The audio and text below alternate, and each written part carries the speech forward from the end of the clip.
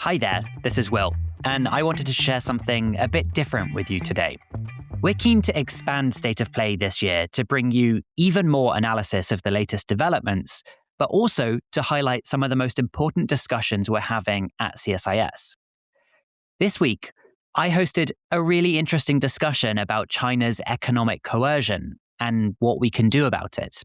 China has turned economic interdependence into an important instrument of coercion. They're using their dominant position in international trade to push both states and firms to comply with its political goals. And yes, the United States has also been doing some of this in the past year, with President Trump's expansive use of tariffs to achieve a variety of goals. I moderated a discussion about what China's doing, how other countries can fight back, and how similar China's and President Trump's strategies really are. The event marked the launch of a new book by Victor Cha, Ellen Kim, and Andy Lim called China's Weaponization of Trade: Resistance Through Collective Resilience. If you want to watch the event and see some of the slides that we discuss, you can find a link to the video in the show notes. I hope you enjoy it. Welcome to State of Play. I'm Will Todman, Chief of Staff of the Geopolitics and Foreign Policy Department at the Center for Strategic and International Studies. In this podcast, we bring together our leading experts to unpack the latest geopolitical developments from around the world and what it all means. I am delighted to be joined by three panelists. The first is the author of the book, Dr. Victor Cha, President of the Geopolitics and Foreign Policy Department, also the Career Chair at CSIS, and a distinguished professor at Georgetown. And along with your two co-authors, Ellen Kim, who's now the Director of Academic Affairs at the Korea Economic Institute of America, and Andy Lim, who is the Deputy Director and Fellow with the CSIS Career Chair. You have just published this book. Congratulations. Thank you. And the book is going to be available for purchase for those of you here in the room afterwards. But we are also joined by Bethany Allen, who is the head of China investigations at the Australian Strategic Policy Institute, ASPI. But Bethany, you're also the author of the book, Beijing Rules: How China Weaponized Its Economy to Confront the World. And I think you win the award for the person who has traveled the furthest to be at an episode of State to Play. You've just flown in from Taipei. We're so delighted to have you. Thank you so much. And then also Dr. Melanie Hart, who is Senior Director of the Global China Hub at the Atlantic Council, also former Senior Advisor for China at the Office of the Undersecretary for Economic Growth, Energy and the Environment at the State Department. Thank you for walking up the road, braving the cold of this. Not quite as far. Not quite as far, but it is a horribly cold day here in Washington, D.C. For those of you here in the audience, we will open up to your questions later on. So please do have a think about what you would like to ask. And as I said, you'll be able to purchase the book from just outside as well. But let's dive right into it. Victor, you have put out another book with a bright neon color. The last one about Korea was neon pink. So what, apart from the fact that you have a penchant for very brightly colored books, what was it that made you want to write this one? Well, first, let me say thank you, Will, for hosting this as a State of Play episode. And my co-authors, one of them who's here, Andy Lim, who did a lot of the data work for the book, and then Ellen Kim, who's not here. I want to thank them. But I in particular want to thank Bethany and Melanie for joining today. I mean, if I thought about the ideal way that I wanted to launch this book, it would be with these two individuals, because Bethany's book, Beijing Rules, was really the first book-length work that I read on the topic. Because I think she was really the first to focus in on, from both the journalistic and academic perspective, China's weaponization of trade. And I thought it was an excellent book. And so I'm really, and it's cited throughout our book, and I'm really happy that you made the journey to be here. I hope you're doing other things in DC too. I assume you are. So, and then of course Melanie, because of all her work, I was following all the work that she was doing at the State Department on the front lines, the so-called firm, and all the work that you were doing to work with other countries and companies to counter China's acts of economic coercion. So, so it's just, I think I'm going to be more interested in hearing what they have to say. And then I want to mention three people: Brad Glosserman. None of them are here. Brad Glosserman, Greg Sayers, and Bonnie Glaser. Because in much shorter op-ed length pieces that they had done quite some time ago, you may have read them. I mean, they argued at one point that we need to think about some sort of collective action to deter China's economic coercion. So I feel like, of course, I've cited them, but I feel like I've just taken their idea and fleshed it out and added more data to it and things. So the color of the book was a conscious choice. Based on our previous book, which was hot pink, we realized that when you pick these kind of colors, booksellers tend to put them on the display shelves, put them right out front on the display shelves. I don't know if that's the case for politics and prose out there, but that's for the color. And in terms of why we wanted to write this book, it's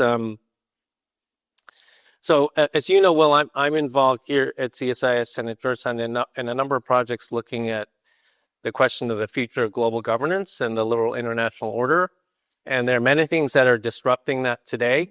But one of them that has been persistent and consistent for like really the last 3 decades has been China's leveraging its dominant position in trade bilaterally against smaller partners in ways that are threatening to the liberal international order. Countries are afraid to stand up for Hong Kong, stand up for human rights, make clear sovereign choices because they're fearful of what China could do to them. And so this was one aspect of thinking about global governance that I thought was really important, understudied, except for occasional works like Bethany's, but still very much occupied the work of policymakers. And so that's why we decided to write this book. Okay. And for those of you who are listening, not watching this, we're sort of sitting around a circle, and it's almost like sitting around a campfire. And I wonder if it's something like the rules of the WTO could be could be there. But I think we'll get back to that a bit later. But Victor, can you start by giving us a bit of an idea about the main points of the book? And I think you have some slides. Yeah. So Ezra Klein did this on the New York Times, where he did a podcast that included slides. So I think we can do it at CSIS as well. Okay. But it might mean I'll ask you to describe what you're showing. Okay. Well, if Ezra can do it, then Exactly. I think we can do it. So I'd start out by saying the first point is, it's a parlor game in DC to predict in 2027 whether China will invade Taiwan, right? 20%, 40%, 60%, maybe at the Pentagon it's higher.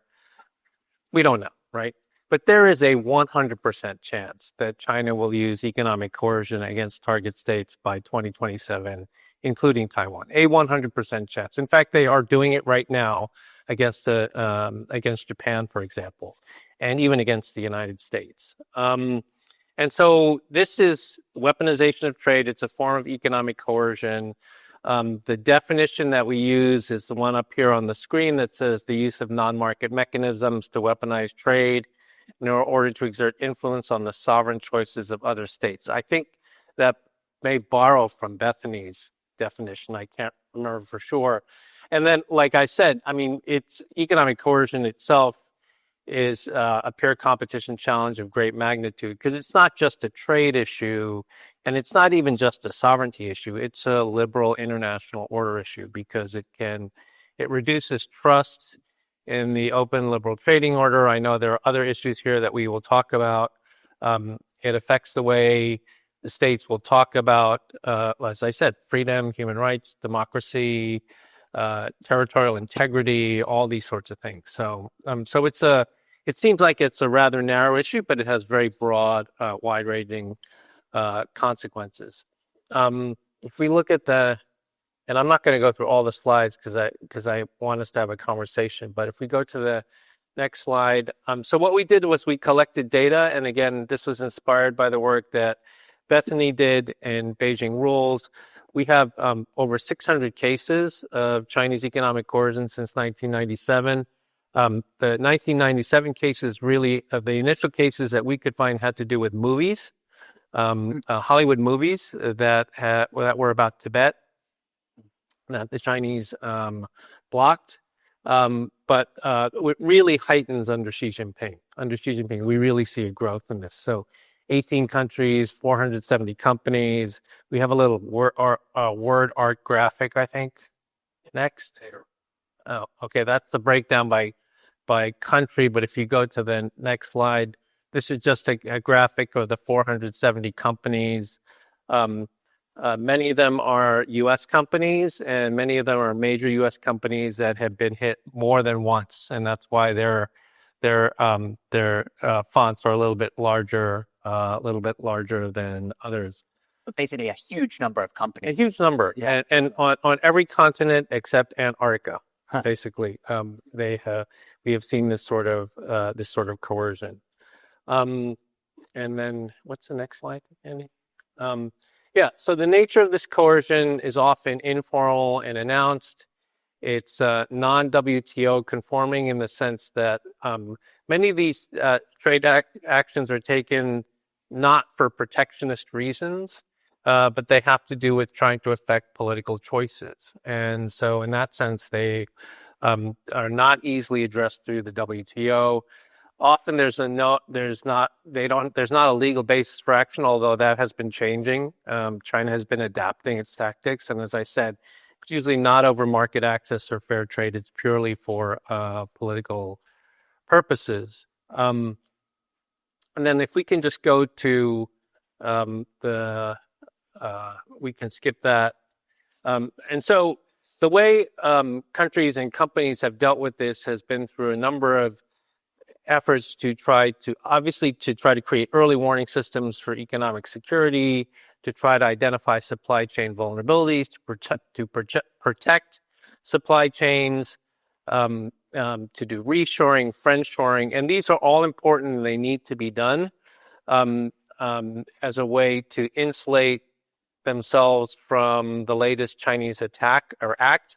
But the point of the book is that while these are all important, we also need to figure out a way to stop the next act of economic coercion. So China could go after one supply chain, like neckties, for example, and we may be able to create some sort of protected supply chain against Chinese actions on neckties, but that doesn't deter China from going to the next item, right? And using that as leverage. So what we essentially advocate in this book is a collective economic deterrence strategy, something like in Article 5, NATO Article 5 on collective economic deterrence, where an action by against one targeted country would result in a response by everyone in the collective economic deterrence pact. That's essentially the idea. We can discuss it. I know it has lots of challenges, but that's the way we think about this. And then I think the book is actually, I don't know how many pages. It looks like a long book, but it's actually a very short book. Yeah. Because it's only got like 150 pages of text, and then the rest is data. And we wanted to put the data in the book, not just on a website somewhere. We wanted readers to have it in their hands, because I think the main contribution is we are able to map what are China's trade vulnerabilities with the countries that it has coerced, in terms of where China is highly dependent. So I think if we go to the next slide, Andy. So we count there are over 500, nearly 600 items where China has high dependence, imports greater than 70% as a percentage of their total import of that particular good, from, in this case, 18 targets of economic coercion.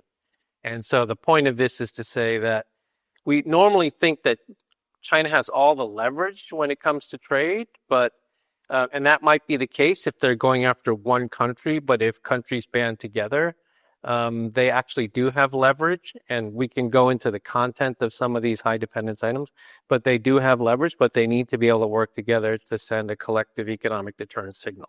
Okay, great. In a nutshell, that's the book. Okay, and the data goes all the way up to 2024. Is that right? Yeah. Yeah. And I will say one of the things that I was impressed with is how current it feels. I know how long book projects take, especially ones that are working on data collection. This feels very relevant to 2026. Yeah, we actually had to delay the whole production process by like 2.5 months because the new 2024 trade figures had just come out. And so we had to redo all the numbers. Well, Andy had to redo all the numbers in the book because of that. So, yeah. Okay, well, before we dive more into your book, you have referenced Bethany's book a lot. Beijing Rules, How China Weaponized Its Economy to Confront the World. So, Bethany, for those of the audience who haven't read your book yet, can you give a bit of a sense of what you sought to do with your book and what some of the main takeaways were? Sure, I would be glad to do that. But before I do that, I want to talk about just a little bit about this book, but really the reports that led to this book. So for those of you who don't know, Victor Cha and his team published a really important report a few years ago. You published in late 2022, is that right? And then again in early 2023. And that I remember very specifically right when that came out because it was such an important work. It was the first really data-based approach to looking at how countries, at any country, middle-sized countries, any country can respond to China's economic coercion. And it really filled it really filled a void that existed at that time. And so when I heard that Victor and his team were coming out with this book, I was just absolutely thrilled because this book does what has not been done by anyone so far, which is a completely comprehensive database look at every single known incident publicly known incident of Chinese economic coercion, but then builds on that and analyzes that data so that we can see how we can respond specific in a very detailed way, very specific industries broken down by country, and how that can be used to respond. And so with that kind of as a background, I'll go back a few years to talk about my book, Beijing Rules. Now, when I first started reporting on China's use of economic coercion to achieve geopolitical goals, back around 2017, and in that time, we tended to refer to it, this term economic coercion didn't really exist. It was not in the common parlance in DC or anywhere else. And we just tended to use this term influence, China's influence, which we all knew was far too broad. And we also talked about it often primarily in terms of a kind of extraterritorial censorship, that China is causing other countries or companies or individuals to self-censor as just a form of controlling what they say. But what I argued in my book, which was published now in 2023, almost 3 years ago, was that China's economic coercion, part of a larger strategy of what I call authoritarian economic statecraft, was actually a form of comprehensive national power that China used not only to control what other actors say, but also what they do. And also what they do, not just in terms of whether or not they're going to engage with the Dalai Lama, but how they deploy their militaries, their trade policy, their own internal decision-making, and every aspect of a sovereign country's decision-making. And I argued in my book that was, in fact, China's most important form of power projection, because at the time and I think remaining still to this day, China's diplomatic power and its military power are not as strong as the U.S. and do not yet equal China's economic power.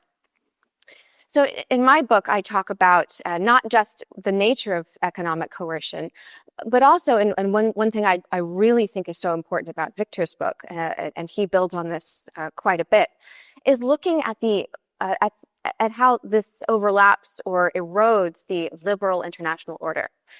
So China wields its economic power not in some sort of a neutral way, but explicitly to project authoritarian values or to to go against the liberal international order, both the liberal international trade order and and democratic norms.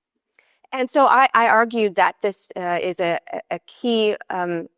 It is a key threat to the liberal international system. Can you give some examples of what that looks like to sort of project these authoritarian values in the economic sphere? What are you talking about? Yeah. Well, one of the best examples is South Korea and the South Korea's deployment of the U.S. Missile defense system THAAD. And I believe 2016 or 2017 is when it was deployed. And this was entirely South Korea's own, made in South Korea's own national interest, its national security, to help it have deterrence against North Korea. Because the THAAD system also technically could reach Chinese targets or could defend against Chinese attacks, Beijing strongly opposed it. And so as a whole raft of measures to punish South Korea for this decision, Beijing issued a whole raft of areas of economic coercion. So, for example, shutting down Chinese tourism to South Korea, punishing Lotte, a major South Korean retail chain, which had a large footprint in China, even making South Korean, K-pop stars, making their music no longer streamable in China, canceling their concerts, and a whole host of other measures. Now, people would look at that. Oh, maybe that's a different point I'll get into later. But this is an attack directly on a key core national security priority of a democratic country that is a close U.S. partner and ally. And other really well-known elements of Chinese economic coercion being illiberal, of course, would be anything related to any discussion or treatment or promotion or support of Uyghurs, of the Hong Kong pro-democracy movements, Tibetans, and actually an expanding number of issues like that.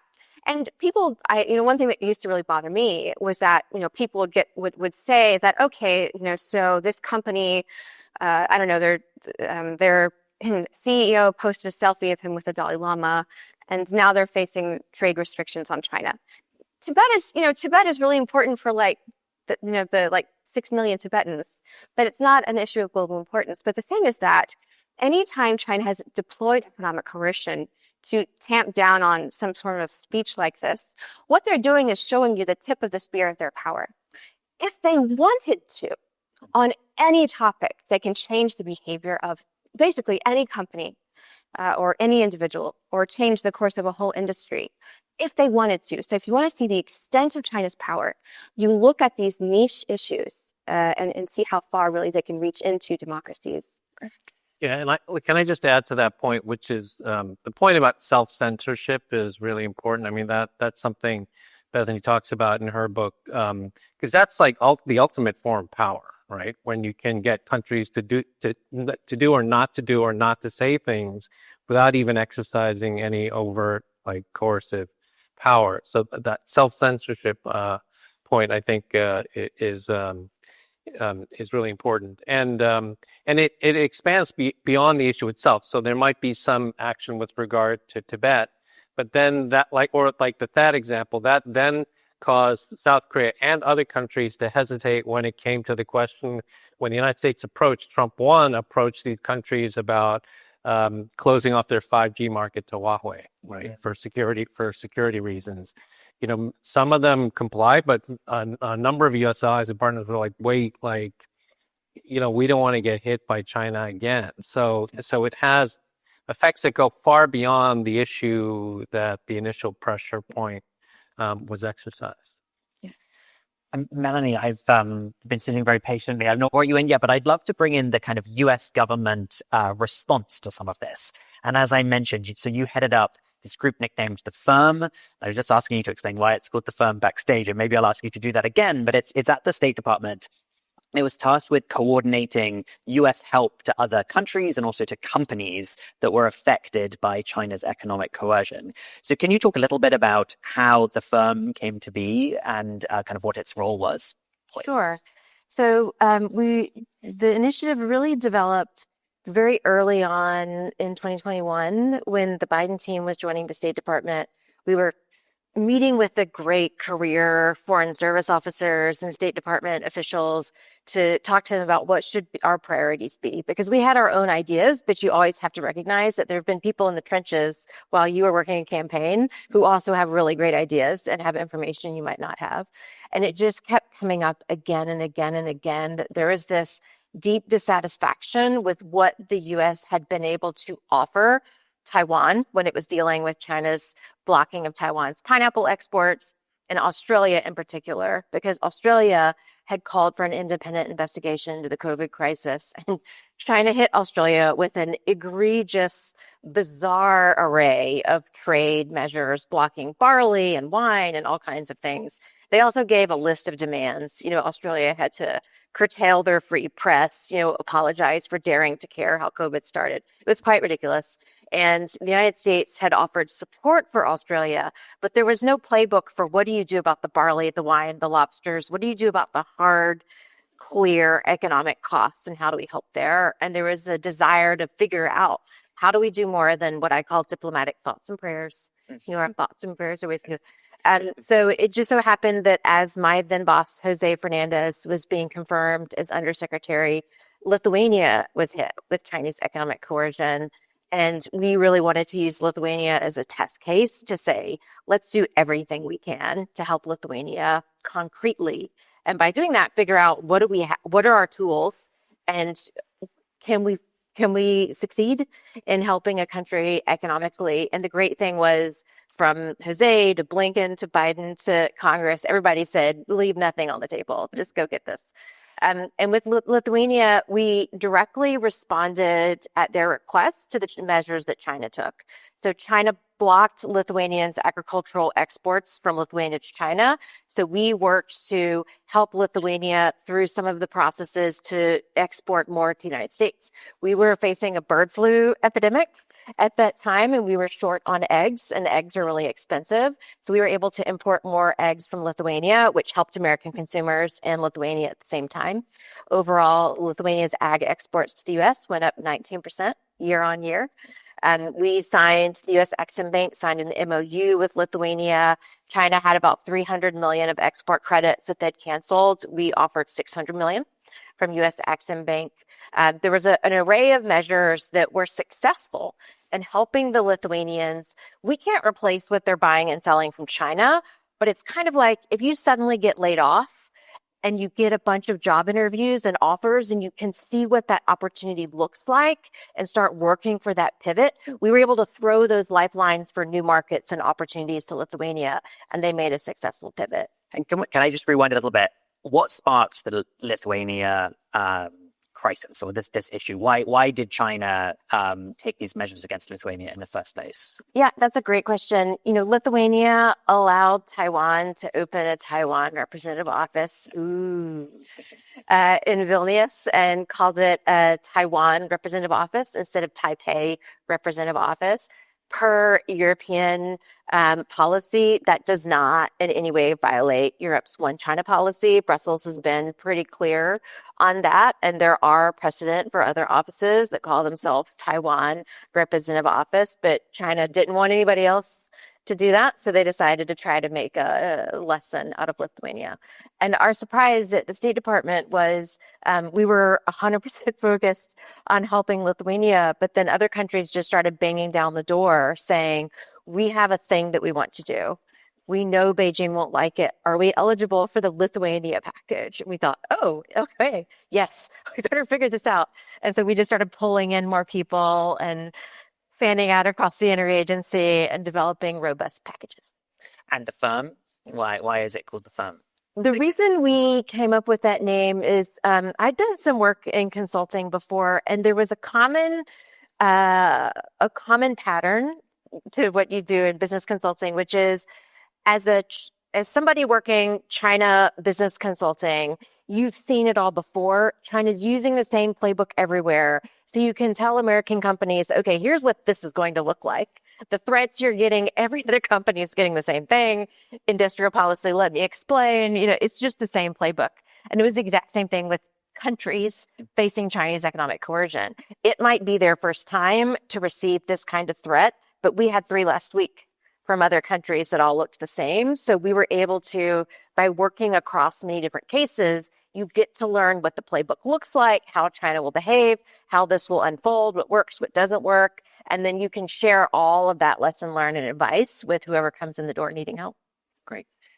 Bethany, moving back to you. So a lot of your research and reporting as well has looked at sort of how companies and countries have also responded to these coercive measures by China. So can you, before we get to the bit about the sort of options for the US to help, how have you seen other companies and countries around the world respond when they face these threats? Yeah.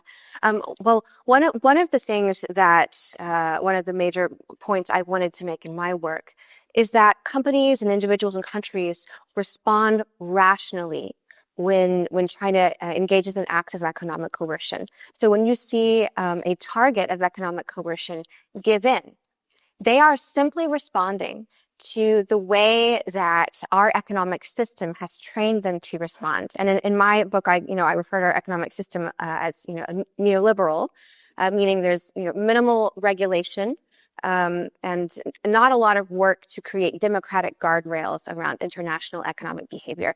And so, why is it that you see, especially before economic coercion became more well understood, you saw company after company after company and indeed governments giving into this? It's because what you had was, the world's largest and most powerful authoritarian political party on one hand versus one company. Who is going to win every time in that fight? It's going to be, the world's largest authoritarian political party wielding, control of the world's second largest economy. And that is not that company's fault. Now, it's fine to shame that company or to shame that government, but it's not going to work because they are out for their own survival. And so what you have to do, if you want to actually change the way that people or companies or basically targets respond, is to make it an issue, make it a fight among equals, a contest of equals, which is to lift the fight from from a country to a company, to a country level. And the only way to do that is through either collective action or through economic regulation. And what we had before, Melanie, and you mentioned this, was like with Australia and Australian wine, for example, there was like 100% tariff or something put on Australian wine. And so there was this hashtag, I don't know if it was freedom wine or something, basically buy Australian wine. And so, people in Europe and the US and Taiwan individuals bought Australian wine. That is great, but that is not enough. That is, far from enough. And so what we've seen in the past 5 years, in part because of work like what Melanie was doing at the State Department, is a growth in the discussion around and the mechanisms that are available to help targets of economic coercion stick together, either through providing them actual support in the form of subsidies or other kinds of assistance, or working on ways to push back together, which of course is a great way to segue into Victor's own work. Definitely, but Victor, I'm sorry, I'm making you wait now. But before that, Melanie, I do want to ask you a bit about your reflections on your time at the State Department and in the firm there. I appreciate there are some pieces of this that you can't talk about publicly, but from what you can, what seemed to work and what didn't seem to work in terms of the types of support that the US was able to give to others that were facing these kinds of threats? So 2 things were really critical. One was helping leaders understand what types of targets China's likely to hit and what they're not, because sometimes national leaders can get too in their head about what the China threats are. China is limited in the leverage that it has, and that leverage is sometimes not as broad as some leaders think. So helping to right size what's likely to happen so that leaders can make good decisions about their ability to take on Beijing. And then the second piece is being able to do what I call kind of emergency de-risking. So the global community is working on de-risking and reducing their over-reliance on individual nations, particularly China, because we know that China uses supply chains as a weapon. And that's a long, slow process. But in cases where China is likely to deploy economic coercion or they're threatening economic coercion, if we can come in with emergency de-risking such that follow through if you want to, Beijing, but it's not going to work, nobody cares now, then that's a successful case because the government of that country can proceed with whatever action they've decided is in their national interests. And now they've just fast-tracked the de-risking they needed to do anyway, and there's nothing that China can do effectively to respond. That's, to us, what a win would be. And so, Victor, I'd love for you to go into a bit more depth about what you're proposing here and this idea of collective resilience. So, firstly, sort of how did you come about concluding that you think that is the solution here? Well, in terms of how we came about it, so as some of the people in the room know, I'm actually not trained as a political economist. I'm trained as someone who does IR and alliance theory. But we learned from the literature in security about security deterrence that one of the ways to stop an actor from doing something is through the threat of retaliation, right? Through the threat of what would be costly for the adversary, costly actions through retaliation. And so really the work here, I mean, from an academic perspective is this whole question of weaponization of interdependence is what we call the new interdependence literature. And it's really combining the new interdependence literature with traditional security deterrence literature, which is how we came up with this idea of collective economic deterrence. The one thing I will say also in terms of the work that's been done in this area, there is a body of work out there that says, and this is to Bethany's early point, that says, well, China does these things, but they're actually not that effective, right? They'll sanction Taiwan pineapples, or they'll go after like rare earth mineral exports to Japan, but they only did it for 2 months and like really not. But the point is that it's like not Bethany said, it's the tip of the spear, right? They just need to do that a little bit to just send the message that you better behave, otherwise we can do a lot more. So there is an argument out there in the literature that says, this isn't that effective, but the metric for how you determine effectiveness is not simply whether that act of economic coercion at that discrete moment achieved the behavior that it wanted to. In the case of Korea and THAAD, there are many people that argue, they used this major campaign against Korea and it didn't work because the THAAD battery is still there, right? And it's true the THAAD battery is still there, but at the same time, like the Koreans were very shy on 5G, the 5G issue.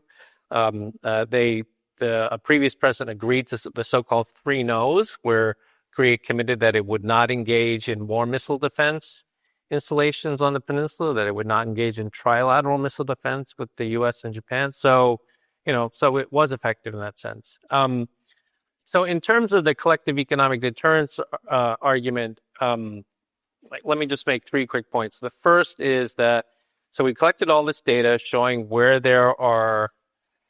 where China has high trade dependencies on many of the countries that it has coerced. We also showed that there are secondary and third order suppliers of those of that particular good that China is highly dependent on, that also happen to be like-minded states of the like-minded sort of Western-oriented states. So we just didn't pick every high dependence item out there. We looked for high dependence items above 60 to 70%, of which the second and third suppliers of that good to China were also like-minded partners. So, Andy, if you go to the pie, so we have this pie chart with some examples that shows, for example, if we look at OLED panel displays, where the Chinese are highly dependent on South Korea, and I can't read that, 94% or something? Yeah, 94.01. Yeah, so the second and third suppliers of that are Japan and Taiwan at 3 and 2 something. So that if you add those all up, you're talking about nearly 100%, right, dependence. So we looked for these types of items. Another good one is silver powder, where Japan provides like 94% of China's import of silver powder. Silver powder is used as adhesives for solar panels. So it's an intermediate good. It's not just any, but it's an important intermediate good. And then the next two suppliers of that, based on 2024 data, are the United States and Taiwan. And if you add all those up again, you get to nearly 100%. So we looked at these particular subset of items and said these were the ones that could have the most effect. And then the third aspect of it was to look at what we estimated to be China's ability to substitute imports with domestic production. And so it's not easy to find a metric for that, at least in the open source, it's not easy to find a metric for that. So we use their reported exports of the product as the proxy variable. Okay. And so if we go to the next slide, if you go to the next one, Andy, to just give people an example. So we took a bunch of these products and looked at how much does China say they export of it versus how much do they import as a ratio. And so if that ratio is greater than 1 or 2, it means they export twice the amount that they import, they could easily sort of adjust. But if that ratio is closer to 1 or even less than 1, then it's very costly. The point is, it's very costly for them to adjust. And if it's costly for them to adjust, that then creates costs for them to use economic coercion.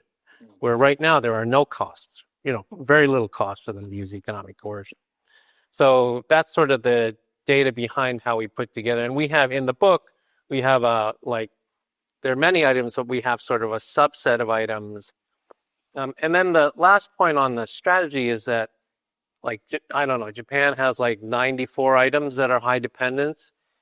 The idea behind a collective deterrence strategy would not be to say to Japan, okay, you need to leverage all 94 items if they go after Vanuatu, right? The idea would be the group would come together and they would all commit to leveraging just 1 or 2 items. So it wouldn't be a huge hit to their overall trade with China. And again, it would collectively send a costly deterrence signal to China. So that was the idea. Now, I know politically there are lots of issues with trying to pull together a group like this. It's like herding cats, or worse than herding cats, because it's not just governments, it's also private sector, right? It's also requires domestic legislation. It's a very complicated thing. But that's the idea in theory, how it should work. And Melanie, when you were thinking about the tools that you had and the tools you would have liked to have had to help push back, is there anything that you would have liked to see or you would like to see be developed to help the pushback against Chinese economic coercion? Yeah, I think it's really important to be doing creative thinking like this. And so kudos to Victor and the team. I think we need to be creative and innovative and thinking about new options. I'm skeptical that this kind of approach would be useful in most cases, because in most cases, the target nation is a small to medium country that doesn't want to be the point of the spear for the rest of the, the industrialized economy. Usually what countries want is to de-escalate rather than escalate, because they fear, for example, if you have little country A that's in a dispute with China, and then you have the US and Japan and the UK and all these big countries come in, they assume China's just going to punch them really hard, that they're going to be who really takes the brunt, and that while this is all playing out, their economy is just going to bleed out and they're going to have investors fleeing. And so what they want is de-escalation. So there might be some specific cases in which it would rise to this level. But most of the time, what you want to do is just to completely nullify China's ability to do harm, in which case it just it just disappears.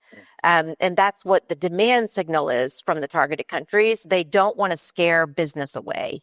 They don't want it to get into a heavy kind of political war, because then investors flee, which is what China wants in the end. So the main things that I would want as a policymaker are money and people. In the State Department, there is no single person whose job is countering Chinese economic coercion. In the Biden administration, we had the luxury of a leadership who really prioritized it. So I was able to make it a priority. We had a great group of people working the firm, about half political appointees and half great career experts. We really need, I know Congress has been experimenting with different kinds of legislation to make this part of the State Department's mandate so that we have people whose job is countering Chinese economic coercion so they can be working that beat like good consultants so they just see the cases. What we learned is when you're working this every day, you learn a lot and you're so much better at marshaling the response. So we need to be able to have people who this is their day job. And we had that in the previous administration. And I have, high expectations that the current administration with congressional support will figure that out. And then the second thing is some money to move things. We were really creative with little to no resources, but there are, if you take a case like the Philippines, which has publicly been targeted, by Chinese threats before, China's hit Philippine bananas before, you would want the ability to do some targeted support. For example, if China were to block Philippine banana exports, I would want to be able to do something like provide banana seeds for Philippine farmers so that year's crop, is less important and China's actions are less important. It would be helpful to have targeted support for doing things like flying into capitals and running tabletop exercises with the interagency in a country that's facing this so that we can help them prepare for how this scenario is going to unfold so that they're ready, money and people. Okay, great. And I say that like half the battle of this is in deterrence is about signaling, right? Whether you're talking about security deterrence, half the battle is signaling. And so while that sort of work, as Melanie described, needs to go on, there needs to be sort of a higher level organizing that's taking place, recognition of the problem and organizing that takes place, because that in and of itself sends a signal that countries and companies are not going to stand for this anymore. So we've seen some of this, right, at the G7 Hiroshima summit. We saw the G7 leaders come out and say, not only talk about protecting supply chains and de-risking, but also talking about, recognizing and the need to organize. I think the term was either to stop or to counter or even to deter, or I think subsequently Secretary Blinken started to say deter economic coercion. And that's like a really important message. So if we fast forward to today, as many in this room know, China's carrying out an economic coercion campaign against the new government in Japan, right? For basically a restatement of what is Japanese defense policy when it came to Taiwan. China is going after rare earths. It's stopping student exchanges. It's taking a number of actions against the new Takaichi government in Japan right now. And so in a situation like that, I think it would be good if South Korea, Australia, and the United States called China out on that. Maybe they don't actually retaliate, but at least call China out on that. And unfortunately, we don't see that happening, right? If anything, the Trump administration did the opposite. It called Takaichi and said, tone it down a little bit. And South Korean government, despite having a bilateral meeting with Japan, said that's really a Japan-China problem. They're kind of decoupling from it because they don't want to escalate, right? I can understand why they do that, but we're just this will replay over and over again, right? So. And just for a quick plug, so the most recent State of Play episode, I asked all of our program directors to say their boldest predictions for 2026. Some of them are more fun and more positive than others, but one of the not very positive ones was our colleague Bonnie Lin said she really worries that this spat between Japan and China could really escalate in this coming year and take on a military and security dimension that could be really dangerous. Mm-hmm. So the escalation threats are certainly real. Mm. But you just mentioned President Trump. And I feel like he's been something of the elephant in the room throughout this conversation so far, because of course, President Trump is also using tariffs as a tool of economic coercion. He just threatened France with, I think, 300% tariffs on champagne if France goes ahead with not joining the Board of Peace, as President Macron said. So, Victor, one of the things, as I mentioned at the start, I'm kind of impressed that you managed to update this quickly enough to tackle that in the book. But can you just lay out what do you think President Trump is taking a similar strategy to some of what we've been talking about today in terms of economic coercion, or are there key differences between his strategy and China's? Yeah, well, it's certainly the elephant in the room. Anytime I give this presentation, I've given it in different places around the country at universities where literally there are people in the back of the room who are laughing while I'm giving the talk because they're like, "You're talking about China being the economic coercer? Look at the Trump administration." So I would like, there are two responses there. The first is, so economic coercion, although it is part of the new interdependence literature, is not something that's new. It's a form of economic statecraft. We've seen it before, and the United States has used it before. But it's often been in support of U.S. domestic law, existing UN Security Council resolutions that are going after countries for invading another country, human rights violations, non-proliferation, WMD proliferation. We've seen economic coercion along those lines. Again, non-market measures that are taken not for trade purposes, but to try to affect the state's behavior, but in support of domestic law or UN Security Council resolution or an international norm of some sort. So that is not new. It's always been a part of the U.S. toolkit.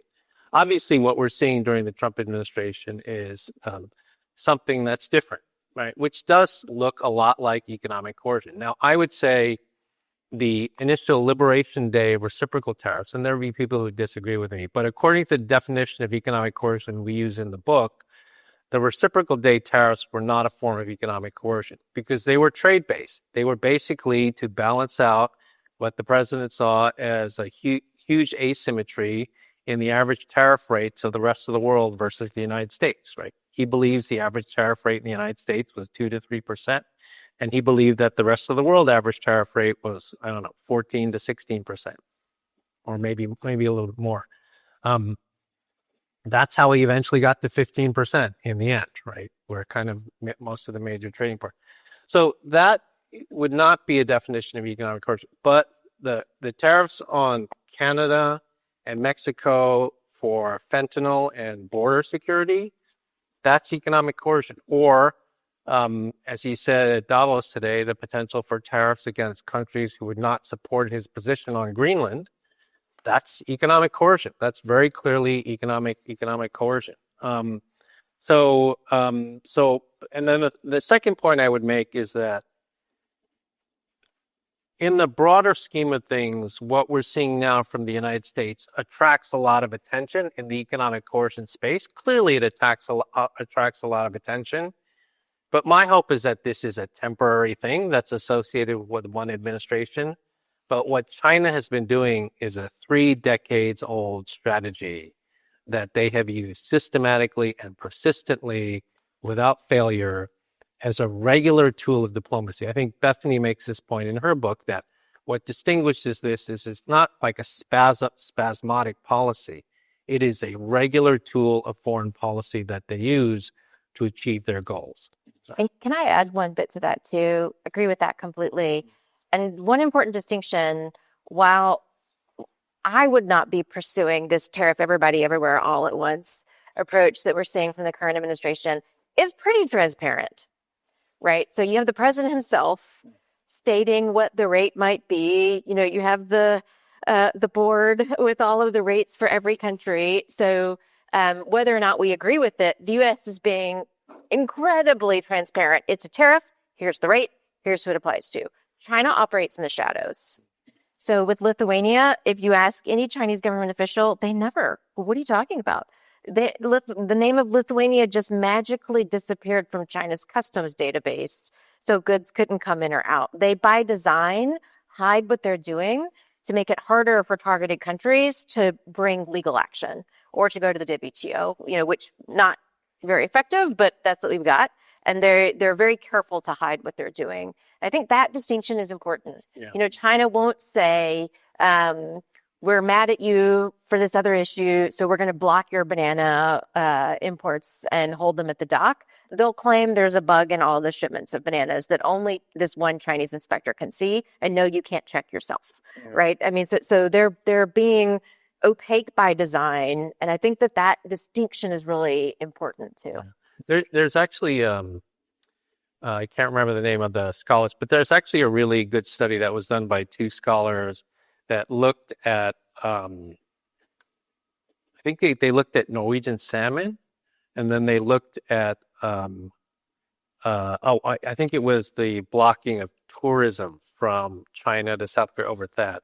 And they actually traced how the Chinese instructions for both of those cases there was no paper trail. Like, purposefully it was done like through phone calls and other sorts of things from the customs agency to whoever it might be. It was really some really interesting work that was done to exactly make this point to try to be less transparent. I mean, part of being less transparent is that it's hard for countries to organize or to call it out.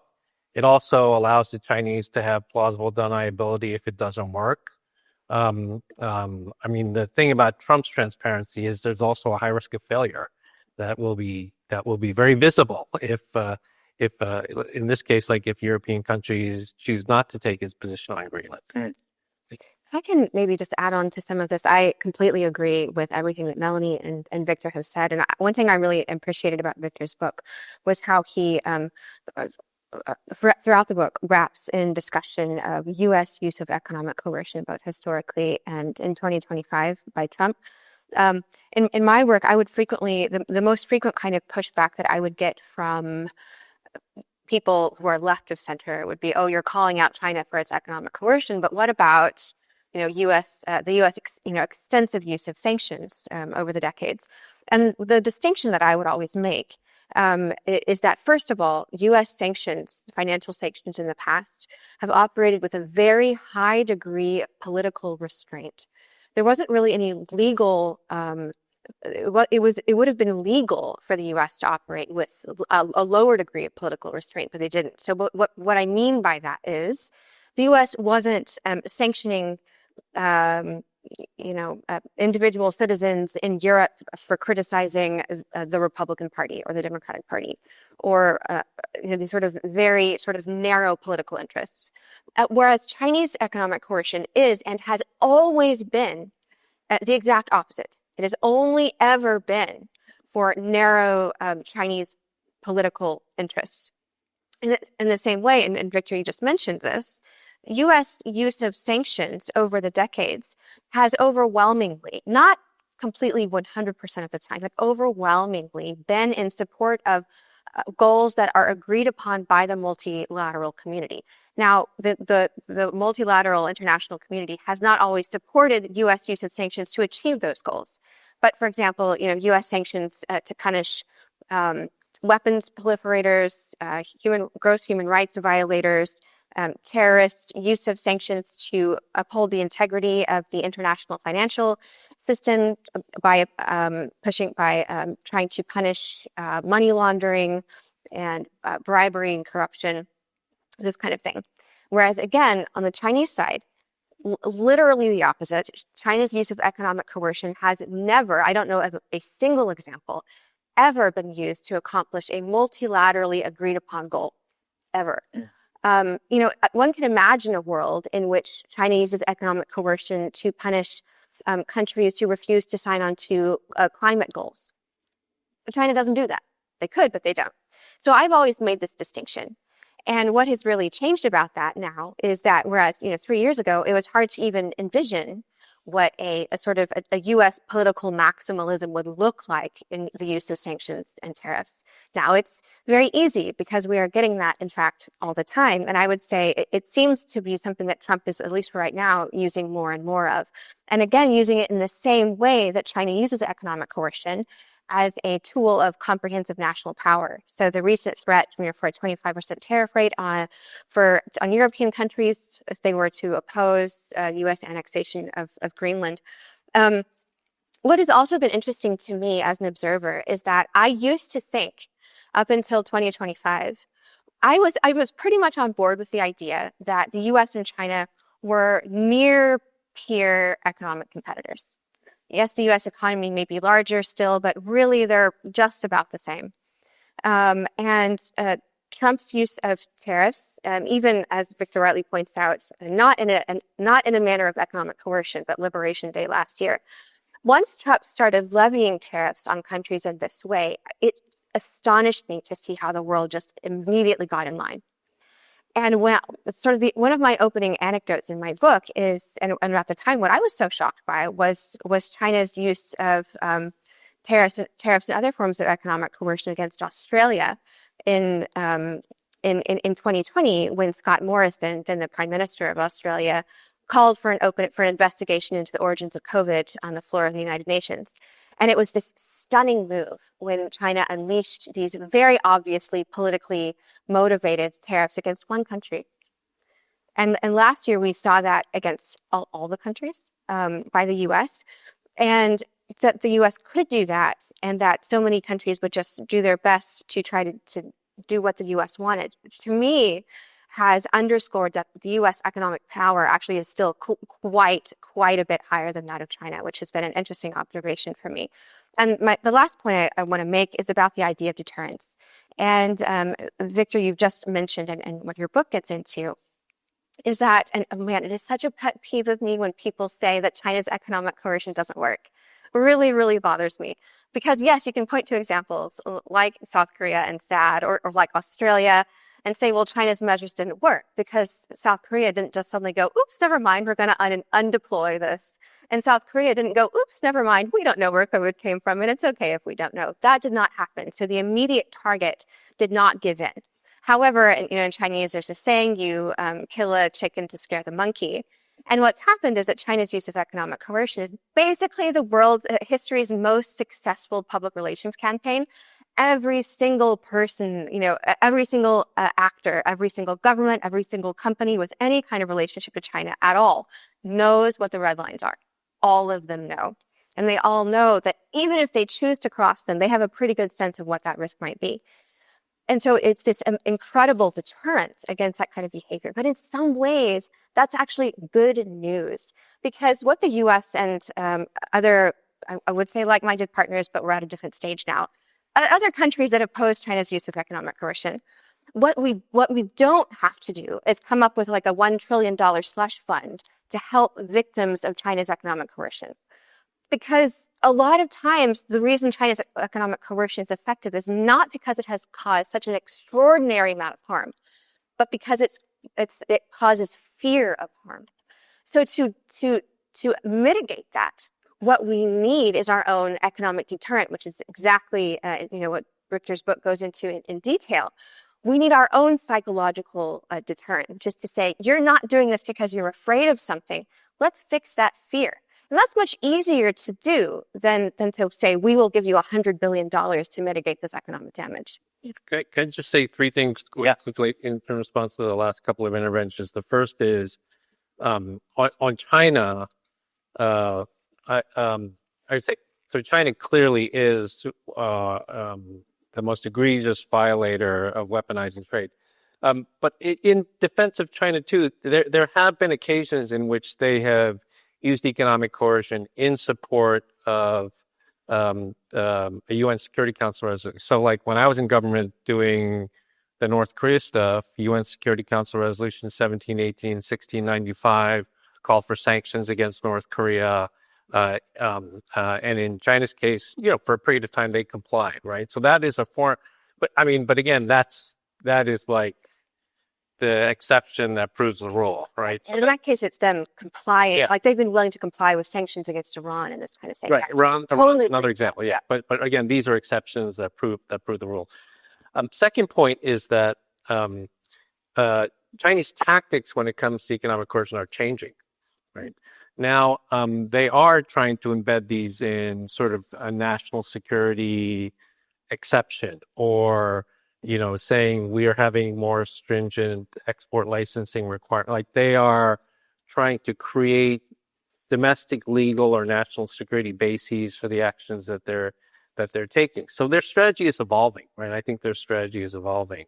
And also, I would say, based on surveying the trade data, and Andy has done this as we look at it year over year, China is aware of the goods where they have high dependence on Western-oriented countries.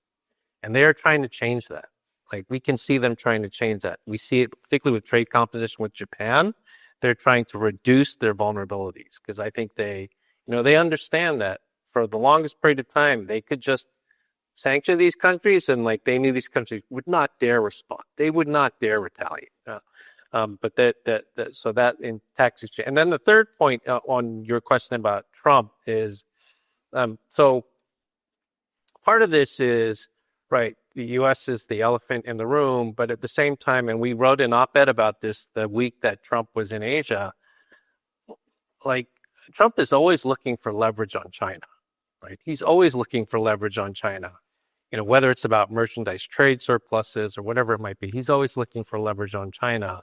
And so this is one area where he can, to gain leverage on China, he could stop tariffing the allies and start pulling them together in some sort of coalition to create leverage on China, right? Again, a full-fledged collective resilience strategy requires all sorts of domestic legislation, international cooperation, norm creation, adjudication mechanisms, all these sorts of things.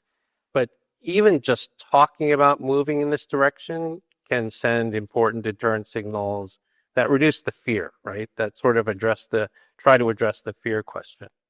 Okay, so I now have the unenviable task of attempting to summarize some of this, an hour and a half of a really rich discussion. But I think you have laid out the ways in which China does use its economics as a key source of its power projection, drawing from your book, the way in which it spreads the authoritarian values. But this is just the tip of the spear, and it's about creating fear and about self-censorship as well, to really discourage others and to control their political behavior.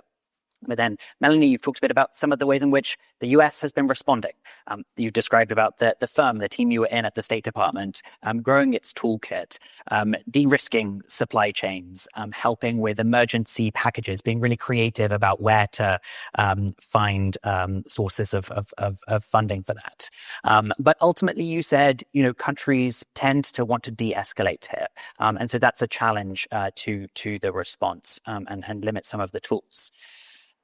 Victor, I think your book lays out that there are real vulnerabilities that China has, and you've collected, and Andy has collected all of this data to show that. One of the ones that stood out for me was the silver powder. China's so famous for exporting solar panels around the world, and yet it is extremely reliant on the US, on Japan, and other like-minded allies for these. So we could think about this in terms of more traditional security deterrence, thinking about a collective response. And I think you've started to lay out the ways in which that could take place. Melanie, you've said, don't forget, you need a team, you need staff in the US government to be doing this, and you need the resources. And so hopefully congressional action will be able to support that to enable the US to play a longer term role. And then you haven't shied away from, the elephant in the room that we keep talking about.